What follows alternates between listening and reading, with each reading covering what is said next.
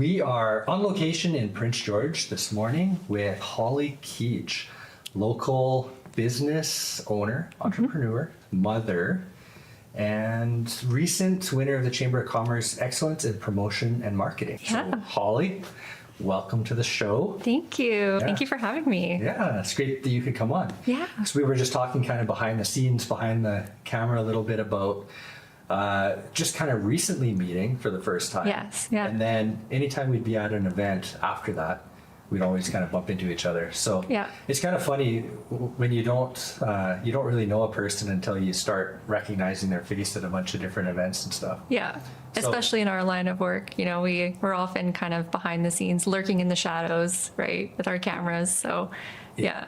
Always lurking in the shadows Always, for me. That's yeah. what I do. I'm like, I don't like the attention. I don't like being out in front. Yeah. And actually, I'll just start off with one of my stories, a funny story. Alex McKenzie, local comedian, he hired me to do kind of a behind the scenes of one of his shows. What do those look like, right? But from backstage. Yeah. So he said, "Yeah, I want you to do this, and I want you to do that, and follow me around and all this." And I Yeah. was like, "Yeah, that'll be cool." And then kind of like 5 minutes before he walked out on stage, he's like, "Oh, and I want you to follow me out on stage and get a shot walking around me so you can have the whole audience in the background." And I was just like, what? Like, I don't want to be I'm on not stage. prepared for this. Yeah, Yeah. I don't want to do that. There were like 1,000 people there. Like, I don't know. Yeah. But it's just, myself. It's not something that I do easily. Yeah. Like, Yeah. working on that, but Yeah. That's where we're most comfortable, is behind the scenes, putting others in the spotlight. So tell me a little bit about your business. I'd like to hear your story of starting Busy Boss Communications. We're called Busy Boss Communications because we work with busy organizations and busy leaders to help execute the marketing tasks that they just don't have the time or the expertise or the staffing or the capacity to handle in-house, so that their teams can do their jobs and we focus on keeping their brand visible and consistent and growing online. So that's kind of what Busy Boss is. It's been about 6 years now. I originally came from the finance and marketing background. I was working full time, and this was 2018, 2019. And then I got pregnant and had my daughter. And very soon after I came back to my job after maternity leave, it became clear to me that work schedule just wasn't going to mix well with the responsibilities of being a parent. The struggle of daycare and the pickup and drop off hours, and the job I was in, I was working early till late at night. I was working weekends and thinking, what am I going to do with my daughter? So I started thinking about, what am I going to do? I got to pivot. I was doing marketing off the side of my desk. Finance was my primary role, and I was doing the marketing and social media for the company I worked for. And I really liked it. I really enjoyed it. And I thought maybe that's something I could make a career out of. And then COVID happened. This was March of 2020.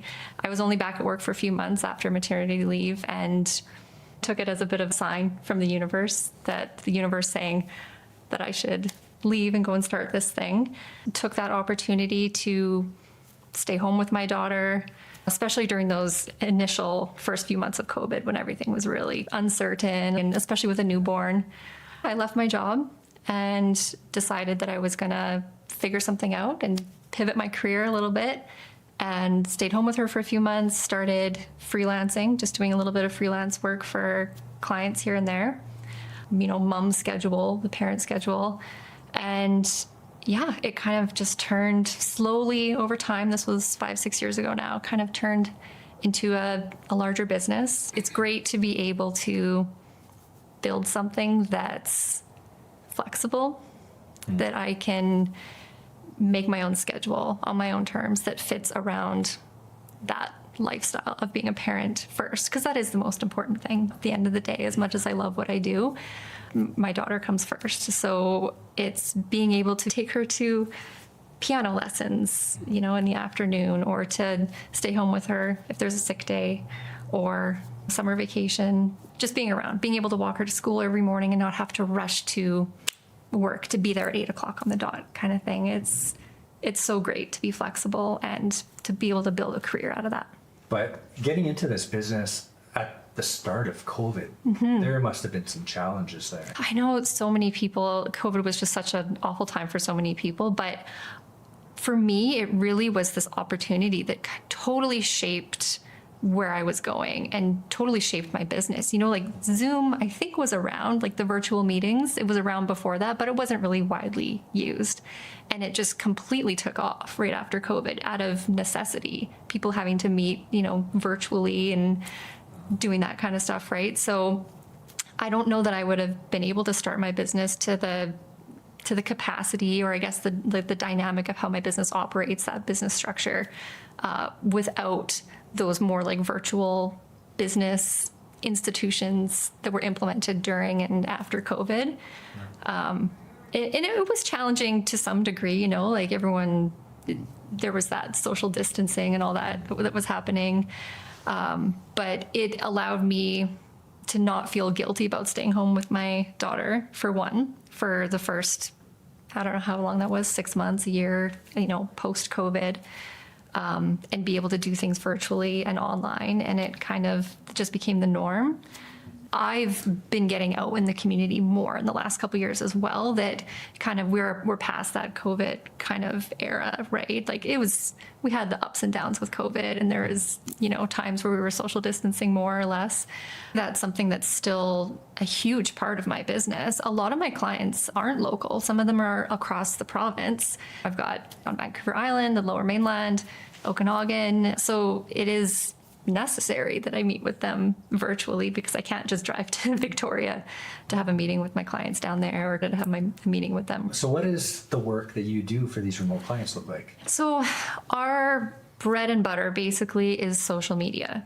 So that would be creating content for social media, whether that's marketing and promotions. Maybe it's just ongoing communication, educating and informing a company's or businesses audience about what they do, what their products are, what their services are. So just looking at social media content, that sort of ongoing posting to their socials. So whether that's Facebook or Instagram, TikTok, maybe it's LinkedIn, whatever platforms they have, just ensuring that they are communicating what their company needs to communicate. It involves maybe them being the ones to take photos and share the media and share the content and that kind of stuff. And we just compile it, put it together, and put it out there in a, you know, professional and coherent way. I have a hard time posting to my own socials for my own business.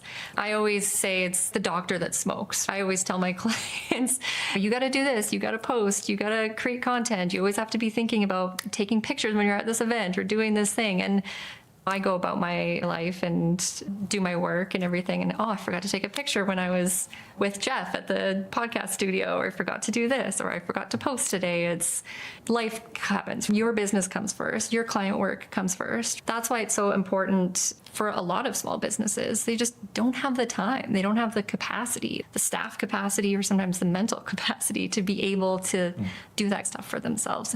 And I also find too that it's hard talking about yourself and posting about yourself. It feels weird. It feels icky sometimes, a weird sales feeling.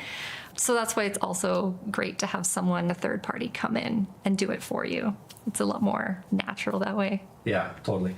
Even when I was talking about going up on stage with Alex, in the back of my head, I'm like, sound like I'm bragging that I got to go on stage. Like, even though weird? Yeah. Right? It's and so I know exactly what you mean about that. I hate bragging. But what I find is a lot of valuable content online is people giving away information, which doesn't actually look like bragging. Right? But it still shows you know what you're talking about.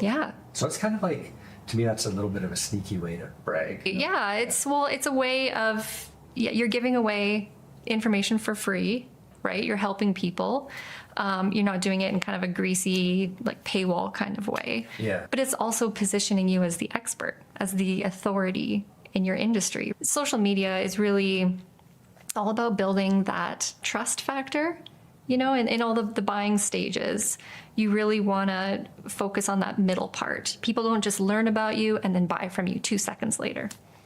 Not most of the time anyway. There's really that middle stage that sometimes takes weeks or months even, and it's that building of the trust. So that's where social media and really any online content comes in, is that it helps position you and your business as an authority, as someone that they can trust and someone that they want to buy from.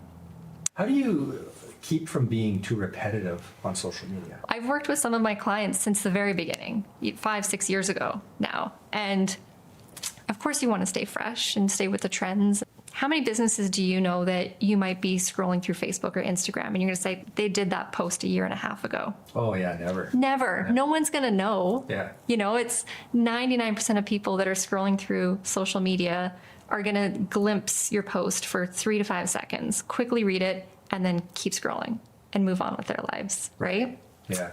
Only me and you as the business owner are the only ones that are going to know that we posted that same thing 1.5 years ago or 6 months ago or 3 months ago even. It's really not that big of a deal to repeat things. And you can always just position it differently. Maybe you have a couple photos that you wanted to share as a photo 6 months ago. And then you're like, I'm going to think about what can I do for content this month. Maybe I'll take those same photos I shared 6 months ago and change them, put them into a video. Just a bit of a different perspective, a different spin on it, a different format of media for people to consume. Some people prefer looking at photos online on social media. Some people prefer watching videos online. So you might hit a totally different crowd of people the second time you share it as a video format versus the first time you shared it as photo format. So there's a few different ways to kind of do that and make sure that you're staying fresh, and not just kind of sharing the same message again and again. And what are your favorite things to kind of do to maintain those touch points or to get those touch points out there? I think it's about having a variety of different content. I really like doing the more entertaining, humorous videos, the trending Instagram reels, the trending TikTok, that kind of thing. Oh, yeah. You've seen stuff like that. For sure. Yeah. That's how I spend my time is Most people. I want to kill time watching those videos and kind of like getting that little bit of entertainment. Yeah. The ones I hate the most? What's that? It's when it's like 8 o'clock at night and you're sitting down to relax and you're just chilling out and you're watching TV and they got those Big Mac commercials and then an Egg McMuffin commercial comes on and it's like it's 8 o'clock and then by 9 o'clock, 9:30, all you can think about is that, cheeseburger. That's how the algorithm works. It's very smart. It's very sophisticated these days. And it gets you. You watch one food talk video of someone making a delicious meal, and then the next 10 videos you see are just more and more food content, or you can go down rabbit holes of things. The great thing, on the other hand, about doing ads, social media ads, paid ads. So there's organic social media content, which relies on the algorithm to show it to who it determines. And then there's, of course, paid social media, where you can be boosting posts that you've posted on organic, or you can just be doing paid social media campaigns on Facebook or Instagram or TikTok or LinkedIn. And that's a great way to get in front of people based on what their interests are, based on their demographic, based on where they live or who they're friends with or what pages they follow and that kind of thing. Sounds like you're familiar with it. Yes. So you do targeted advertising? I do, yeah. So like I said, social media is our bread and butter. That's the core of what we do, because that's what benefits most small businesses. That's what they want to focus on with their digital marketing. But then we also supplement and add on top of that. We do email campaigns, so email marketing, newsletters, that kind of thing, to be able to reach your audience directly to their inbox and send them the most up-to-date and current information about the business, the products, the services, that kind of thing. So that's a supplement that we add onto our social media packages, as well as paid advertising. So on Meta, Facebook, Instagram, on TikTok, LinkedIn, what have you. And it's a great way to supplement your organic social media strategy rather than spending all that time and effort putting together social media and then throwing it out there and just letting the algorithm decide who to show it to. Having those additional components of like the email marketing to reach your customers directly, and then having the paid social ads to target demographics of new customers and kind of bring them into your zone, your business. Oh, yeah. It's a really great strategy to have all of those three things working together. So that's kind of what we focus on. Does email advertising, like email marketing and stuff, does that still work nowadays? Oh my gosh, it's the best. It has the highest ROI, return on investment, out of, I think, the most forms of marketing. It's, I think, like for every dollar you spend on email marketing, it's a $6 ROI. So it's a 6x return on investment. What? Yeah. Man, It's crazy. I'm asking because I pull up my phone in the morning and like delete. I'm just going through. Yeah, granted, you have to be hitting the right audience, and there's certain things that you need to be doing to manage your email campaigns and ensuring that you're not sending 5 emails a week. That I do the same thing. I unsubscribe to emails all the time because they're frustrating. But doing it in a way, being strategic about it, doing it in a way that is not going to annoy people or just spam their inbox. There's legislation around this. The Canadian anti-spam legislation is in place for a reason, that you're not just getting spammed, that you're not emailing people that didn't give you explicit consent to be signed up to your email list. There's a lot of really strict legislation around it that businesses have to adhere to. The beautiful thing about email marketing, email campaigns that I like, is you're reaching audience that's already warm to you. They're already aware of you as a business. They have that knowledge of you. So you're not a cold audience. And then to be able to actually get that data immediately after you send the email. We'll send a monthly email out about a promotion that's going on. Save 10% on this or get a 2-for-1 deal or something. We'll send that out to 10,000 customers. And pretty much within 5 to 7 days, I can look back at that email to see how effective it was.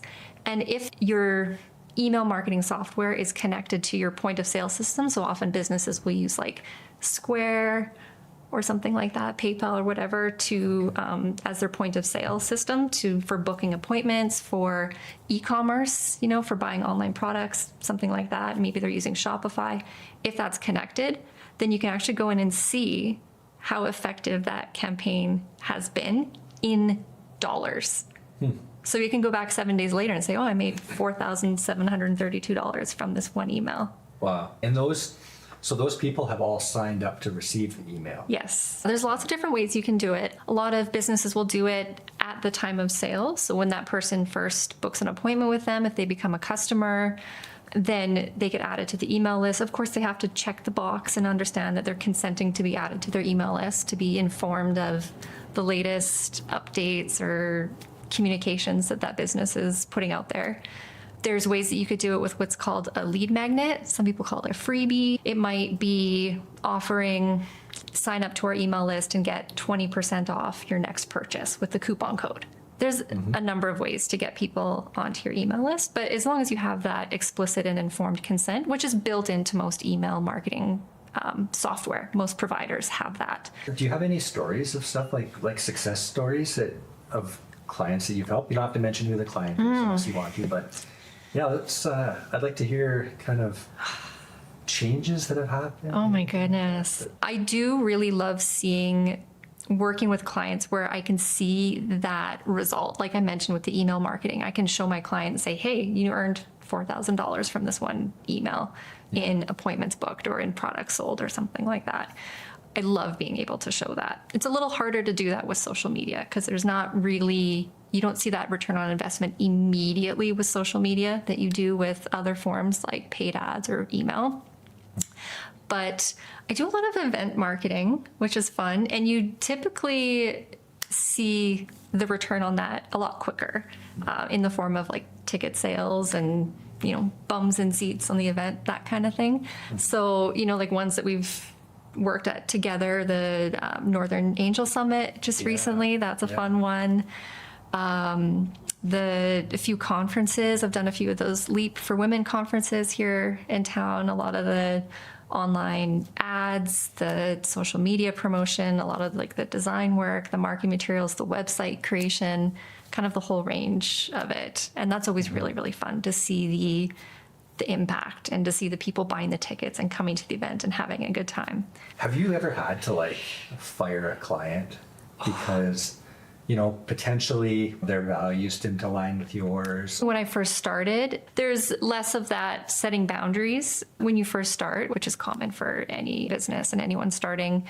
And sometimes you just say yes to work because you're just excited to work with someone. You're excited to work with a business. And there have been instances for sure where it became pretty clear right away that values just were not aligning. I always try to do things very open and honest and transparent and above board.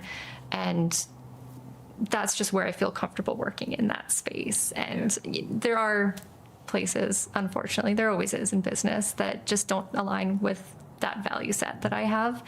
And yeah, there's people that I've started working with where we've had to part ways pretty quickly right off the bat.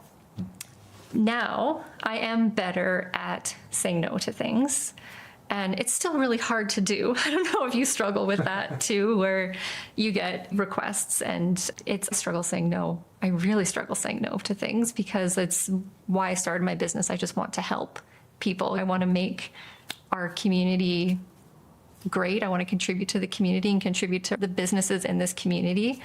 And it is hard to say no for sure, but I think I do a lot better now at recognizing that. I have a pretty robust onboarding and interview process. So I really only now work with clients that really align with my values and that I think would be a good fit, a good relationship. And that being said, 99% of my clients are just fantastic. I've worked with some of them for 5-6 years now, and we've had these ongoing long-term relationships. And a lot of my client work is based on referrals.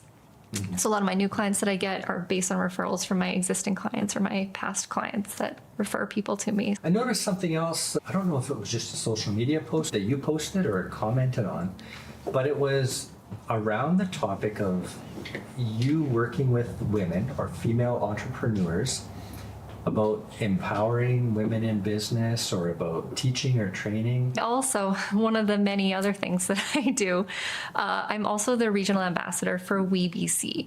WeBC is a provincial nonprofit, formerly known as Women's Enterprise Center.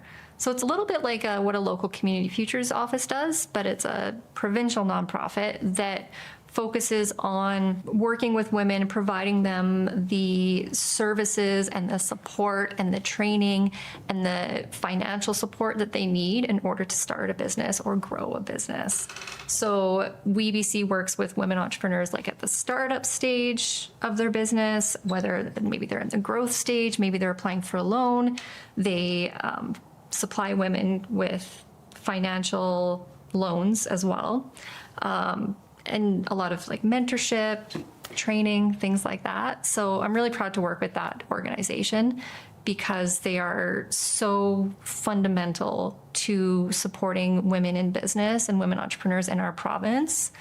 I'm so passionate about it. I used their services when I started my business. Years ago now, I joined their peer mentorship program. I downloaded a lot of their online resources of, how to start a business, or, what to do and like what are the first steps that you should do. I'm really passionate about being able to bring those services to the north because sometimes I feel like Prince George and northern BC, I guess, as a whole, seems very disconnected from the lower mainland and all the services and supports that are available down there. We're often kind of like, we get left out a little bit, right? They asked me to be the regional ambassador in our area, in our region. I thought this is a great opportunity to help connect women up here to the services and supports that are available in the larger centers that they might not be aware of. Maybe these are things that could help them in starting their business or scaling their business that they currently don't have access to. Yeah. If someone were to come to you, hey, Holly, I got this business, it's just really not doing too well, what would be your first advice that you would give to kind of start moving forwards a little bit? I would right off the bat, probably suggest getting connected with a business advisor, a business analyst. So a few different places that you can go to, depending on the nature of your business. If you're a woman entrepreneur, woman business owner, then we have business advisors that you can connect with free of cost. If you're just a local business, Community Futures is a great resource for that. They have business analysts and people coaching. They do coaching and advisory services there that they can steer you on the right path and let you know what the next steps are, what you should do. Maybe it's you're just wanting to sell a business, or maybe you want to buy a business, or you want to look at your finances, things like that. Maybe you're a tech business. We were talking about tech businesses in the North a little bit earlier. Northern Innovation Network is a great resource for that. Reaching out to them, they have many different programs that can help mentor you and guide you and bring you to that next phase of your business. So there's so many resources out there. And mentorship programs too. There's tons of mentorship programs. What are some of your favorite things to do as far as work? Let's talk work. Yeah. Let's talk work. If you have to sit down at your computer. I have the most boring answer. One of those people that is a jack of all trades, or Jill of all trades, I guess I should say. I like doing everything. There's nothing that I don't like to do. How there's some people that are like, I don't like doing my books, doing my accounting or my bookkeeping. I don't like doing this. I don't like, answering emails. I like doing everything. I'm a little bit of a nerd that way. Maybe if I had to choose one, I like editing videos. I was at a client location before I came here today filming for TikTok on my phone, and being there working with people, working with clients, and saying, go here, do this, and setting up that shot, creating sort of that whole video concept and coming up with that idea and then going back and editing it. It's so fun to be a part of that and to see the result of that after the fact, right? To see what comes out of that. You ever have to take a breather to step away from something because you're spending too much time in it? Maybe the color's not right or the message isn't right. I like to do things pretty efficiently and pretty fast. That's just how my brain functions. But there's times where I'm working on something and I just go for it and I get it done and I put it out there and I come back the next day and I look at it and I'm like, there's 5 or 6 things on here that I could have done better just by looking at it the next day. But, that's not... We're not doing an ad for the Super Bowl. We're not doing an ad that's going to go in Times Square for 6 weeks or something. It's a social media post that's going to have a lifespan of about 47 minutes and then be gone. So you can't put too much pressure on yourself, and you can't put too much emphasis on making sure everything is perfectly right. Social media is meant to be a little rough around the edges. You don't want something that is extremely polished on social media all the time, because what ends up happening is the audience on the other side of the phone, when they're watching it, it immediately comes across to them as an ad, as someone is selling something. It's not organic and natural and authentic as it could be. It's a little bit more rough, a little less polished. That's what people really want to see, because there's more of that impression of, I'm not selling something to you. I'm just posting this for fun. And we're both humans here communicating with each other. The less polished it is often, the better. You want it to be a certain quality. You don't want to be posting some blurry, dark image or something like that. But it's about finding that really good balance where it meets the brand quality standards while still being organic and relatable enough and authentic enough that it's not turning people away. Last thoughts. Anything you want to say to people that maybe need that extra little bit of social media and they want to say, hey, I should give Holly a call and see what she could do for me? Oh, goodness gracious. I think, well, it obviously depends what stage of business you're at, where, what kind of support you need, but there's absolutely a service there that I offer for every level of support that someone might need for every stage of business that they're at, whether that's just helping on a simple coaching call, doing some consulting or training. I do a lot of live over Zoom, of course, right? The virtual calls, do a lot of live stuff like that. We're just coaching, answering questions, providing feedback, advice. And then there's things like audits and strategy. I do a lot of audits, complete online audit of your brand. So looking at how your brand shows up on Google and search engines, looking at your website, how effective it is. SEO audits might look like just how your brand is being represented online. Do you have the same logo in all the different places? Do you have the same messaging, the same overall brand look that's cohesive, that's just presenting the same message and sharing the message that you want to share with the audience online?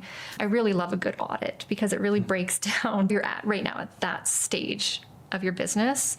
And it's a really great way to say, okay, here I am, here's what I can fix, here's what I can focus on to move forward. And then, of course, my main packages would be the done for you social media content. So that's monthly packages where we offer social media content, whether it's posting 3 times a week or 4 times a week or 5 times a week or whatever. We work with you, we plan ahead, we come up with a schedule, we do the content, we post it to your socials for you, send you reports of how it's doing. And then, of course, we can add on email campaigns on top of that to reach your email list and see those really great ROI and those conversions. We can add advertising on top of that, the meta ads, the LinkedIn, TikTok on top of that as well. So it's really a full scope. There's something there for everyone at every stage of business. And if somebody wants to get in touch with you, what's the best way? My website is busyboss.ca, and they can email me at holly@busyboss.ca. All right. Yeah. Great. Yeah. Thanks. Awesome chat. I got a lot out of it. Hopefully people watching got a lot Yeah, out of it. I hope so too. Fun to kind of talk about the different Yeah. different businesses we're involved in. Yeah. Yeah. Well, thank you for having me. Yeah. Awesome. Yeah. Thank you for watching this episode of StoryHive On Location Prince George. If you want to be our next guest, scan the QR code on the screen and get in touch with us. I'm Jeff Grunding, and from everyone here at StoryHive On Location Prince George, thanks for watching.